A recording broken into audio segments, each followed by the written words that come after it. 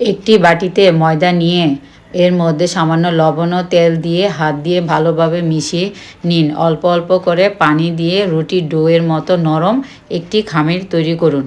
খামিটি ঢেকে আধা ঘন্টা রেস্টে রাখতে হবে। ডো থেকে ছোট ছোট লেচি কেটে নিন। প্রতিটি লেচি দিয়ে ছোট রুটির মতো বেলে নিন। এভাবে সবগুলো রুটি তৈরি করে নিন। একটি রুটির উপর ব্রাশ দিয়ে হালকা তেল লাগান। উপর থেকে অল্প কর্নফ্লাওয়ার ছিটিয়ে দিলাম। এভাবে মোট 5টি রুটি একটির উপর আরেকটি সাজাই দিলাম। আপনারা চাইলে বেশি দিতে পারেন। এবার সবগুলো একসাথে বেলে একটি বড় রুটি বানাবো।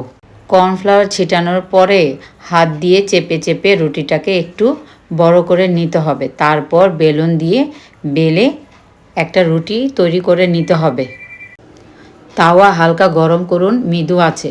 বড় রুটিটি তাওয়ায় দিয়ে হালকা করে ছেঁকে নিন। এক পাশ হালকা ছেঁকা হলে একটি শিট আলাদা করে তুলে ফেলুন।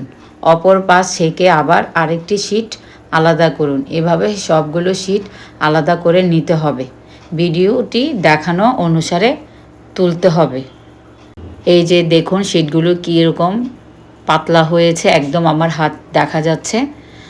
তারপর সব শিট তৈরি হয়ে গেলে এগুলো দিয়ে আপনার পছন্দ মতো পুর ব্যবহার করে সমুচা, রোল বা অন্থন বানাতে পারেন। শিটগুলো সম্পূর্ণ ঠান্ডা করে এয়ারটাইট বক্সে বা পলিথিনে মুড়িয়ে ফ্রিজে সংরক্ষণ করতে পারেন। অনেক দিন ভালো থাকবে। এই পদ্ধতিতে খুব সহজেই ঘরে বসে পাতলা ও নিখুঁত পেস্ট্রি শিট তৈরি করা যায়। বাজার থেকে চড়া দামে এই শিটগুলো না কিনে বাসায় তৈরি করে নিতে পারেন একটু কষ্ট করে। আমি রোল, অন্থন, সমুচা বানিয়ে দেখালাম। এর ভিতরে পুর আপনাদের যার যার ইচ্ছা মতো দিবেন। আমি একটু দেখিয়ে দিলাম মাত্র। এভাবে বানিয়ে পুরো রমজান জুড়ে ইফতারিতে রাখতে পারেন।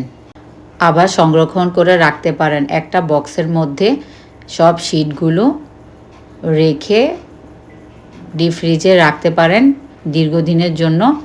যখন মন চাইবে তখন বের করে যে কোনো নাস্তা বানিয়ে নিতে পারবেন। আল্লাহ হাফেজ।